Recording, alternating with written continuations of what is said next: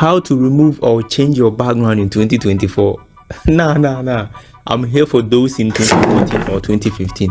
Now, what if you don't have the latest version of Photoshop installed? So how are you going to remove your background? You know, back in the days, we were using the complex method to remove our background. When I say complex, I mean the polygonal lasso tool, the pen tool, and the rest. The only tool that was very simple back then was the magic wand tool. But even with that tool, it doesn't always seem to work. So it wasn't easy back then. But now with the latest versions of Photoshop, removing your background is very simple now. With just one click of a button, your background will be automatically removed. That's cool, right? But I'm here for those who don't have the latest versions of Photoshop installed on their machine. So I'm going to teach you the old-fashioned way to remove background from your pictures. You ready? Nice. Let's get right to it. Okay, so now this is the subject and this is our background. So we want to get rid of the background, or we want to remove this background so that we can replace it with another background. So we have to select the subject over here so that when after making our selection, we can delete the background. And the tool we are going to use for this purpose is the polygonal lasso tool. And when you come to this side, this is the polygonal lasso tool. So when you right click on it, it has sub tools. So this is the lasso tool, and this is the polygonal lasso tool itself, and the magnetic lasso tool. But for the purpose of this video, we are going to use the polygonal lasso tool. And if you learn how to use the polygonal lasso tool, you will definitely be able to use the lasso tool and the magnetic lasso tool as well. All right, so let's select the polygonal lasso tool, and this is how the tool looks like. So anytime we select the polygonal lasso tool, you get something like this. So the next step is we need to set our feather to 1. So when you come to this side, you see that the feather is set to 1, and the reason why we set, mostly the feather will be at 0. If it's your first time using the polygonal lasso tool, anytime you select the polygonal lasso tool, the feather will be at 0. So you need to manually set it to 1. And the reason why we set the feather to 1 or 2 is that after making your selection, or after selecting the area you want to keep, or after making a copy of the selected area or the selected subject, you are going to get a smooth edges, because you have to select it manually, or you have to manually select the areas you want to keep so that you can delete the parts you don't want to. So after making the selection, you are going to get a smooth edges around the subject or around the selection. But if you don't set the feather to 1, you are going to get rough edges. So that is the difference. So if you want to get a smooth edges around the subject or around the selection, you need to set the feather to 1. And if you don't set it to 1, or if you don't set it to 1 or 2, you are going to get rough edges around the selected subject. And we don't want rough edges after making our selection. We want a smooth edges around the person. As you can see with this picture, the edges of the picture is very smooth because the polygonal or whatever the person used to make the selection, he set the feather to 1. So now you know the reason why you need to set the feather to 1. All right, so the next step is we need to zoom in a little bit so that we'll get a closer look at, or we'll get a clear view of our image. Now, how to zoom in and zoom out in Photoshop, I've already covered that topic. So if you jump from my old videos to this video, then you are making a mistake. Or if you don't know how to zoom in and zoom out properly, do know that there's a way to zoom in and zoom out in Photoshop. You just can't zoom in anyhow you want. No, there's a proper way you can use to zoom in and zoom out in Photoshop. So if you still haven't watched my previous videos, you need to go back and watch it. All right, so let's zoom in a little bit.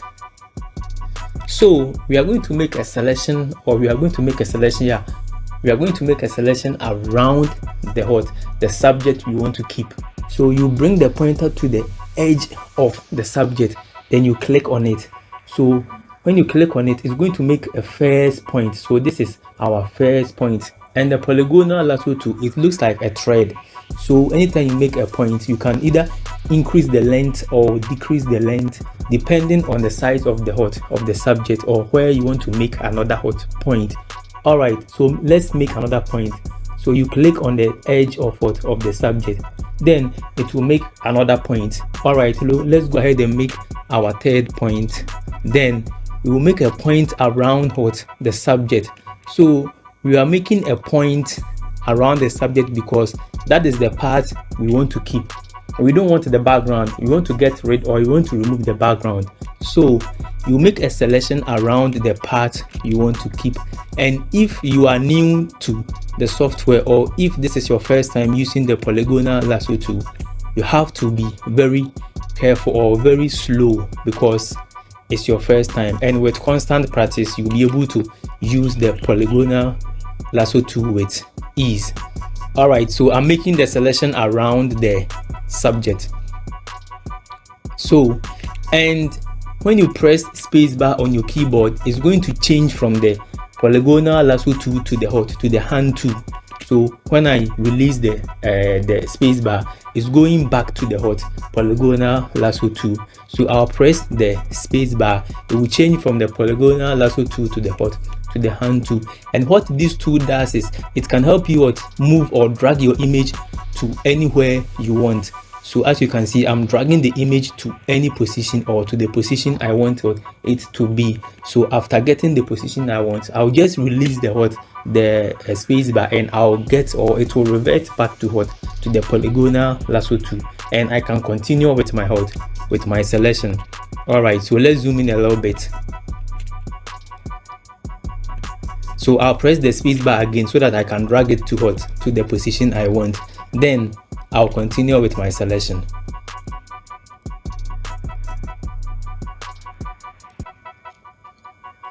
So you need to take your time if this is your first time using Photoshop or using the polygonal lasso tool. All right, so what if you make a mistake, or what if you accidentally make a selection of a part that you don't want? So how are you going to revert back to the original state? All you have to do is you press the delete button, and it's going to delete the points or the selection that you made. It's going to revert it, or you're going to go back to the original state. So you can keep pressing the delete button till you go back to where you think is okay for you. So then you can continue with your selection. So in case you accidentally make a mistake or you select an area you don't want, you just have to hit the delete button and it will revert back, or it will go back to the previous state. So you can continue with your selection. Very simple. And as I said earlier on, you are making a selection around the subject.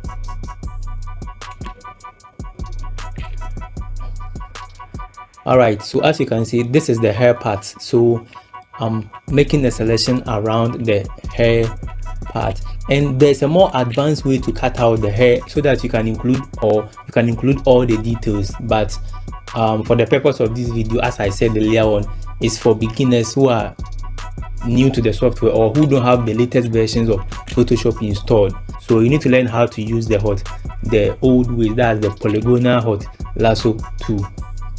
And in my subsequent videos, I'll be teaching you how to use the advanced method to cut out hair so that you can include all the details on the hair.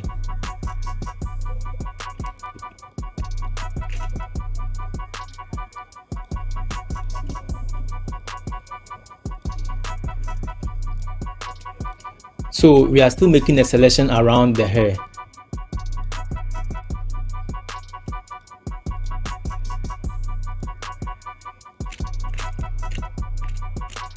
All right, so let's zoom in a little bit.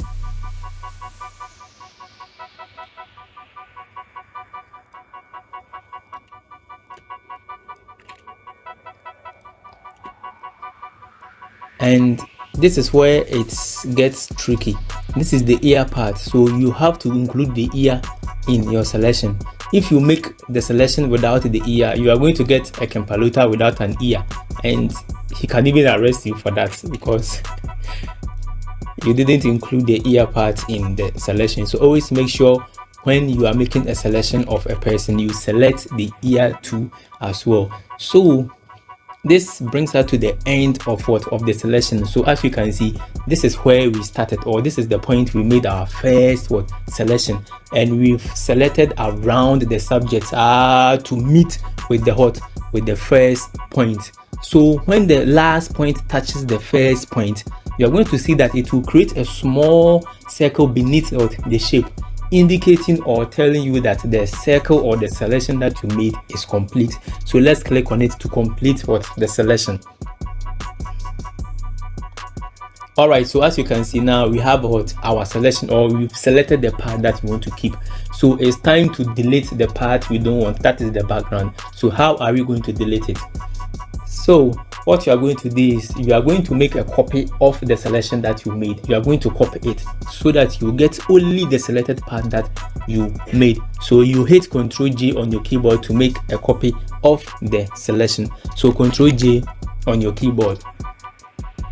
All right, and now as you can see, when you come to this side, we have the original image with the background included, and we have the copy of the selection that we made. So this layer includes only the selected part that we copied, and this image is our original image with the background included, and we don't want the background. We want to get rid of the background. That is why we made the selection around the part we want to keep. So the next step is we are going to delete the original background, because we've already gotten what we wanted and we don't need the original image again. So you hit delete on your keyboard, then you are going to get something like this. When you see this checkbox, it means that this area or this space is empty. There's nothing here, so you can replace this empty space or this empty area with your background or your picture, or any picture of your choice, or any background of your choice. When you select the move tool, so let's go and select the move. So this is the move tool. When you select the move tool, you can move your subject or the picture around, as I was doing earlier on. So I guess you guys are wondering, how am I moving this thing around? You select the move tool. So you come here, you right click on it and you select the move tool. Then you can move your subject, or you can move your subject around. And what we are going to do now is we are going to replace the empty space or the empty area around here with a background, with a nice background of our choice. All right, so the next step is let's go ahead and import our background so that we can replace this empty space or this empty area with our background. So let's go import a nice background. So let's go to file, and this time around we are not going to open. Let's go to place embedded. Then you search for your picture, or you locate where you saved your background, then you click on it, then you click on place, and the background or the picture will be imported into the existing image. Then you click on OK, and now as you can see, we have the background in front and we have our subject or the person at the back, and we want to bring the person to the front so that the background will be behind him. So what you do is you come to this side, click on the subject and drag this layer to the top so that the person will be in front and the background will be at the back. Very simple. Now we need to select the background and click on the move tool. Then we come to show transform controls to bring up the controls adjustment box. Then we can go on and adjust the background so that it will fit into the empty space around here. So let's adjust the background.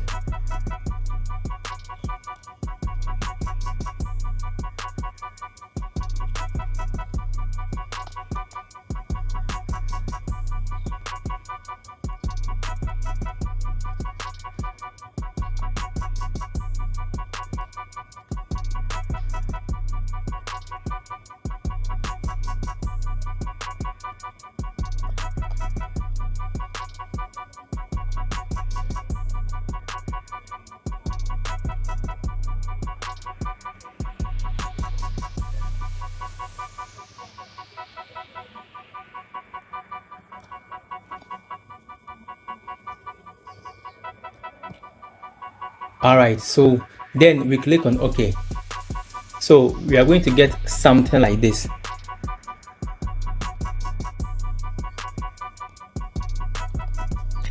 So as you can see, we've successfully replaced our background with a new background, and this is very nice, right? And now we need to make a few adjustments to our subject or to our image so that it can blend in perfectly with the background. So as you can see, the background is very colorful and our subject or our image is not. And this technique is for the advanced level, but I'm going to teach you cool tricks, you know. So what we need to do is we need to brighten up the image a little bit so that it will match perfectly with the background. So let's bring up the brightness adjustment curves and how to brighten up your images in Photoshop. I've already covered that topic too. That's why I said you don't have to jump from my old videos to this video. You need to know, or you need to learn everything bit by bit or small so that you can get to this part. All right, so let's brighten up this picture a little bit.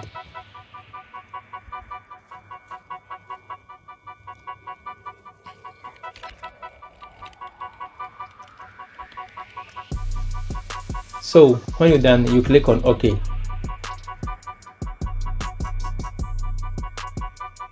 So we need to increase the saturation of our subject a little bit so that it will blend in perfectly with the background. So let's go to image, we go to adjustment, then we click on hue and saturation. So we are going to increase the saturation a little bit so that it will blend in perfectly with the background. So let's increase the saturation.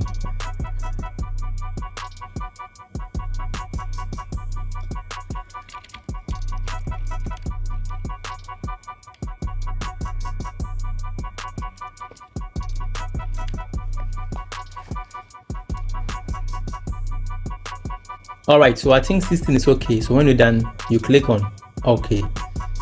And wow, this is very beautiful, right? This is very nice, very eye-catching. And do you know that you can even turn this into a party flyer or a program flyer? You just need to add date, time, venue, and other details to it to make it look like a party flyer or the program flyer. And I'll be teaching you how to create or how to design party flyers and program flyers in my subsequent videos. So if you still haven't subscribed to this channel, what are you waiting for, bro? You need to subscribe to this channel now. And this is how you can successfully change or remove your background.